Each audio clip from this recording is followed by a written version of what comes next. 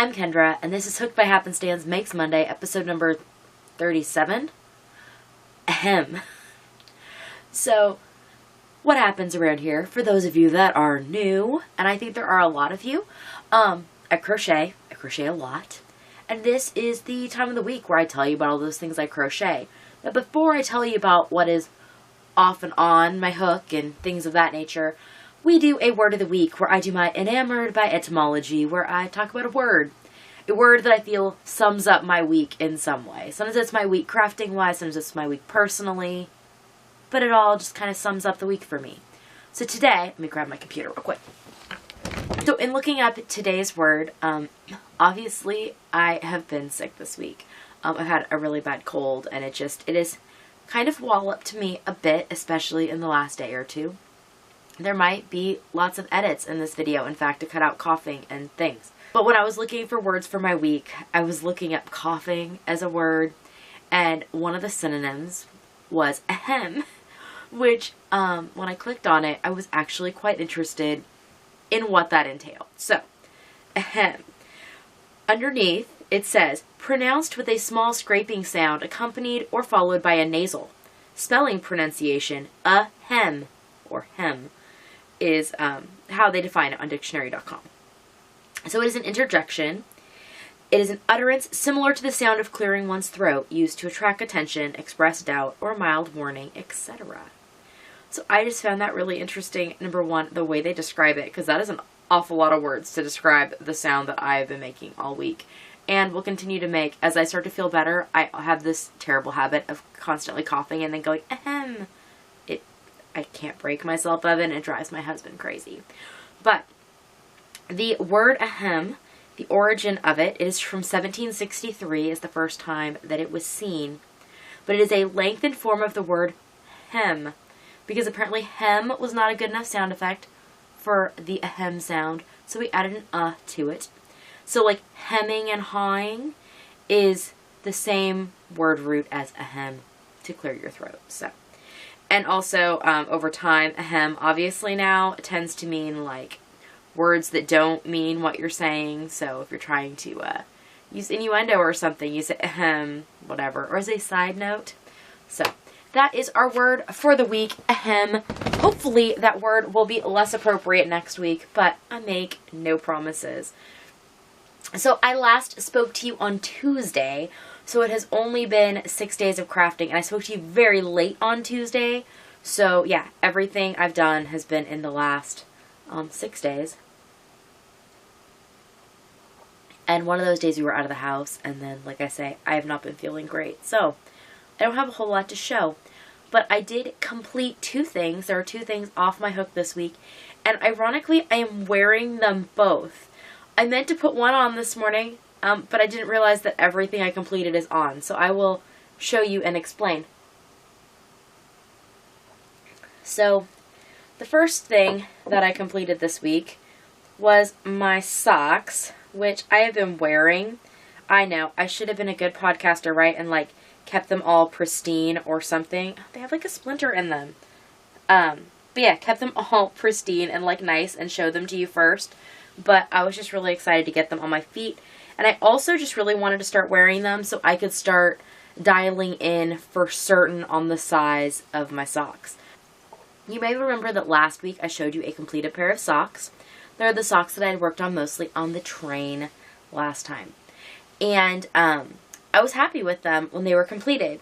And I actually wore them for 2 or 3 days this week for varying lengths of time. And they are too big. I realized that I had sized them to my feet on the train and like the day I got home, and my feet were not as swollen as I have had them become on the long train journey of 30 some hours from like California back to Kansas where I live. But clearly my feet were still quite swollen, and so my feet were just a lot bigger than they actually are, and now that they have come back down to size, the socks are just too big.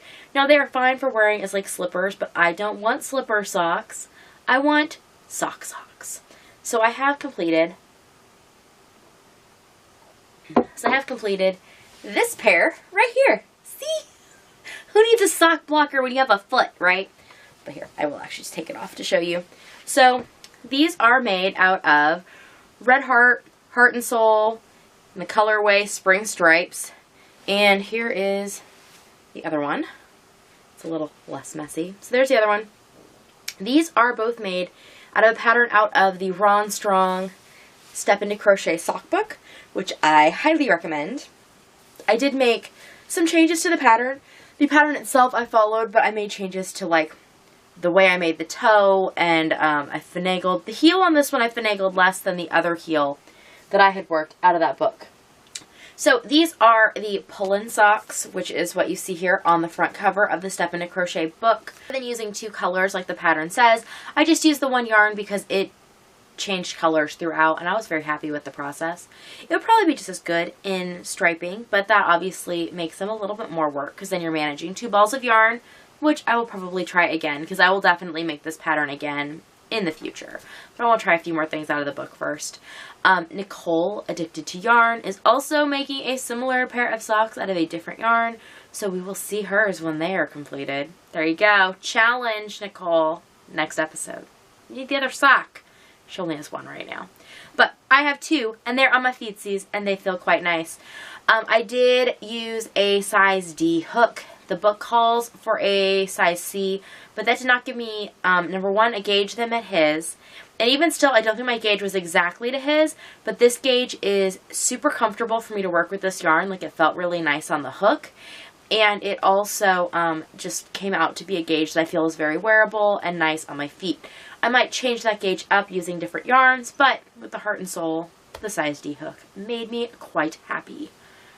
Thing to come off my hook this week is the sweater that I'm wearing. This is my Lodge sweater. This is the second time I've made the Lodge pattern. This is a paid for pattern from Annie's Crochet. I've made this before. The last one I made out of Deborah Norville Everyday Soft Worsted in the color Parfait. It is a thinner yarn than this yarn, which is the Karen Jumbo in the color Dalmatian. I know there's no white spots, but it is beautiful yarn, especially for this purpose. So I had originally bought this yarn with the intent to make an Afghan for one of my nephews, and I had actually started it, and in one of the episodes of Freak or Frog, I frogged the Afghan that I had in progress to make a sweater for myself, and I'm very, very glad I did, because I am enjoying this. I did, however, make a number of changes to the pattern. What do you know? You'll get used to it. I, at one point, had this sweater completed to the specifications in the pattern, though. So there's this this granny detail. There's like 2 granny squares in here, and then there was supposed to be immediately under it was supposed to switch to ribbing. I did all of the ribbing, a whole night's worth of work, finishing out ribbing on that and one of the sleeves. And when I tried it on, I just didn't like the way it fit. Number one, I felt that it was too short for my body proportions, and number two, it just didn't it didn't conform to my body in the right way, and it wasn't long enough. So what I did is I ended up tearing out the ribbing that I had done along the one arm because I didn't have enough yarn to do both anyways. And I found that I actually like the way that these arms fit. They're kind of like open and loose. And I'm going to have to wear a shirt under this sweater all the time anyways because of the granny squares. So, like right now I'm wearing a long sleeve shirt while it's cold, so it doesn't matter. I don't need the arms to be all like tight to my arm. And during the warmer months, I would wear a tank top or a camisole or something under it. So I never really need the arms to be like stuck tight. It's not like you're going to see into my top, you know? So I did make the change with the arms. I took the yarn that I had reclaimed when I tore out the ribbing and the ribbing of the arm, and I just continued the basic like body of the sweater pattern all the way around. But I did make a change. Most of the sweater is done using a K hook, but I wanted it to kind of suck in just a little along the bottom. So I did some rounds with, I basically progressed down in size. I did a J around, and then an I, and then I ended up with an H hook, ultimately doing the rounds around just to kind of make it a little bit smaller, but gradually. I am still considering buying another skein of this yarn, and just kind of adding some more to the bottom. Because while I like it and it fits just fine, I'm thinking that I might like it better if it were like 3 inches longer. My husband said, well, right now it looks like a sweater. If you make it any longer, it won't kind of look like a dress. And I was like, you know, I kind of think what I might want is more of like a tunic-y dress. It just kind of, it fits my style a little bit better. But it is comfortable as it is. I'm just going to keep wearing it until I get more yarn or decide that I am too lazy to put any more effort into this sweater. Because since I didn't put ribbing on the bottom, and I didn't even do any like extra bottom work, I just stopped when I got to the end of one of the rows because I felt like it looked perfectly finished enough, because it just ends and the edge is pretty. So leave it like it is, and I can always add more yarn and keep going. I would recommend that if you are interested in a sweater in this kind of colorway, totally the Karen Jumbo and the Dalmatian is a good color. The you know how the color kind of pools all over something when you make it, and how that can be quite variable? Well, the length of segments of the colors in this yarn really lent itself to a big garmenty type item, or basically anything that covers a large space. I don't know if it's going to be the same across the other colorways of the Karen Jumbo. I have not worked with a lot of them. But this one did a good job of not pooling weird. It didn't do any of the funny like striping, because sometimes I find that in some variegateds with like large pieces, you'll get like some weird stripes that'll be in one place and then they won't be in another, and it's all just, it's math with the colors. But this seems to be a very good overall it's variegated. That's what it is. It doesn't have any like real repeat that is noticeable. The other change that I did make to the pattern, I just remembered, is the shawl collar. So this collar, I did stitch it to pattern, but I sewed it differently. So you're supposed to take this side and sew it across so that it would be open like this, and then sew this one on top of it so that it would be open like this. And I felt like the neck was going to be all like too high.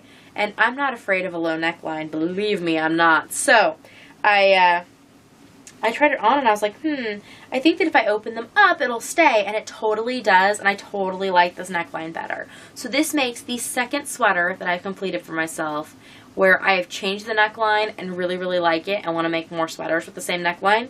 Because while I don't intend to make this sweater again, I'm totally stealing the dimensions for this neckline, and I want to repeat them in something else. I'll probably just make up the rest of the pattern myself. But that is a good thing that I learned out of this sweater, and it feels really nice and it's cozy, and I'm so glad to have one of the sweaters off my hook. That is part of the reason why not much other things got done this week. So in my Sunday Sunrise last week, I had given myself a few goals. One of them was to not start any new projects till I had finished one of the 4 sweaters that was on my on the hook list. Well, this is a sweater completed, and so now I am free to start other projects. So there will be more things, new things, next week. I haven't decided what all of those things are going to be, but there is a chance that there will be more than one. The other thing that is currently still on my hook is my Tides of Change Afghan. This is an Afghan pattern that is free on Ravelry by Franco Rundle. He has a number of other patterns that are something of change, or he has a couple other different ways of saying it. Basically, they're all mandala style blankets that have various numbers of colors, and they're all crocheted. So this one I'm using 5 colors as the pattern calls for, and they are 5 colors of Red Heart Soft. And this is how far I am. The last time that I showed you this project, I was here in this black stripe. And one of my goals for this last week was to complete one of the striping progressions of the colors. And I did that. And actually tonight I've been working on it again. So since yesterday when I filmed my video, I've done the black, the dark blue, and I'm on to the lighter blue. So I'm enjoying this project. I'm going to obviously have another batch of ends to weave in, but as I figured out, VKNing is the way to get ends woven. So I'm just going to let it ride, probably till I finish out the next 2 rounds of the colors like I'm working on, and then I'll go in again and deal with all the ends, because I've already dealt with all the ends for the middle section, which makes it so much more pleasant to work with, and I also think is helping to even out the stitches.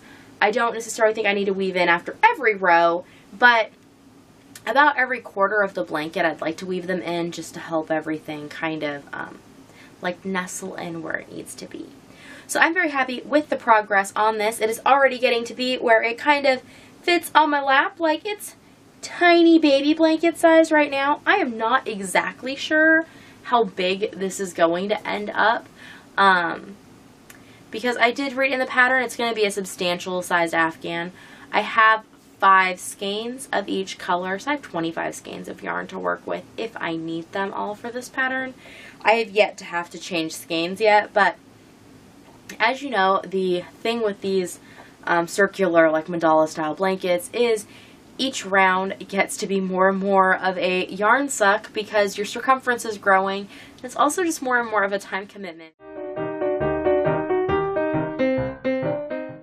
So, I'm filming the rest of the podcast when it's dark out because that's just kind of how I roll. But there was one thing I wanted to film ahead of time to show you some really pretty happy mail I got this week from my friend Kat, who has an Etsy shop that she has recently opened called Cattails Yarn. You can find her on Etsy, but she sent me these things because she is lovely and nice.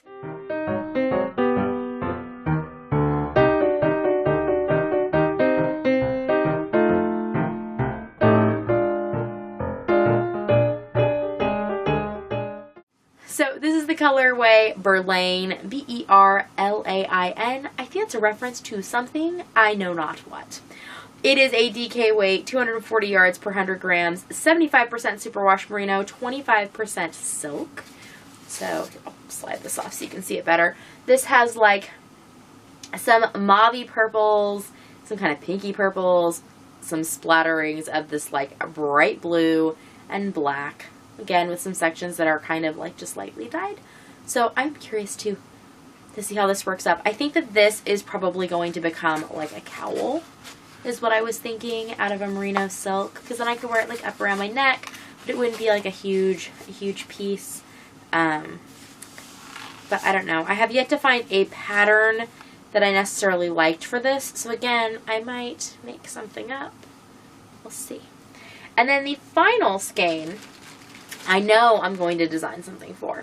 So this is NPC non-repeatable colorway. Got it, NPC.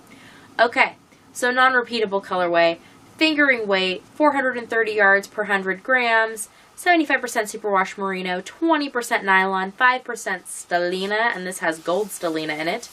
And it is this lovely, it is an unnamed, but it is like a buttery, creamy color with some like splatterings of like an orangey gold. And again, the gold stellina. And I have an idea in my head of what I want to do with this. And I think it could be really cool, and I think Kat will really like it when I'm done, if it works. I'm sure Kat will like whatever I make with it anyways, and I will enjoy making it, but if my idea comes to fruition, it'll be pretty cool. So, we will see. But I very much appreciated her sending me surprise yarn. I was not expecting it. I got home from running errands and I was like, there's a box? Why did I get a box? What did I order? And then I looked, I was like, it's from Kat. So that was fun. She also sent me other goodies, which have already been, there's some chocolate, which I have not whipped through. I actually kind of have it like set aside so I can just, you know, an emergency stash, because we all need an emergency stash of chocolate. Come on. And my emergency stash of candy has disappeared. So I needed a little something to squirrel away. There's a tea bag in there, which I'm holding off on drinking till I can like fully absorb it and the aroma and such, you know, when I can breathe again. And there was also a puzzle which has yarn all over it, and I'm very excited to eventually work on. And my husband said it looked pretty hard, and I was like, yeah, I think it does. It's the kind that we're going to have to like glue together when we're done and put on the wall. So I've been kind of scoping out my walls to decide when it's done where would I want to put it. Which, you know, once I find a place, it probably means that I will like feel like I really need to work on the puzzle like immediately so that I can get it done and put it on my wall. But jigsaw puzzles and small children do not always mix, but they do sometimes mix. So I'll feel it out. We'll get there. And there was also a knit and crochet coloring book in it, which I will be happily coloring in here soon this week. I showed the things in the box in more detail on my daily vlogs. There will be a link on the end screen here to my daily vlogs, as well as to subscribe to the Hooked by Happenstance channel. If you did not know that I daily vlog on another channel called Happenstance Place, where you can see my crafty daily life. You see a bit of my, like, farm. We live on a farm. We don't actually farm. But you can see a bit of our, like, house, and I do a lot of canning and cooking and all the things that I do to make a handmade home life. So those things are there. I only mention it because people keep being surprised and they don't know it exists. And I'm like, I thought everybody knew all the things I was doing, but I guess I know all the things I'm doing. I can't just assume that you do too. With that in mind, you can also follow me on Instagram at HookedByHappenstance. That is primarily where I post my Etsy updates, because I do have an Etsy shop. The link is in the description below, where I sell project bags and some of my crocheted creations. And I always make sure to post the updates to Instagram, if nowhere else. And I post other things on Instagram from time to time. I'm still feeling out Instagram. I have a hard time. I go in phases where I'll be like, oh yay, Instagram. And then I'm like, not so much. So that is kind of where that is. But you know that where you can always find me is here on YouTube, because I'm here all the time. And I love reading all of your comments. I frequently do not reply. It is not your fault. It is all about me and my issues with social things, and replying to comments sometimes falls in those categories. So ignore my anxiety and leave comments to make me happy, because I love to read them. I honestly do. I just don't always reply. That is it for this week, and I will see you all next time. Bye!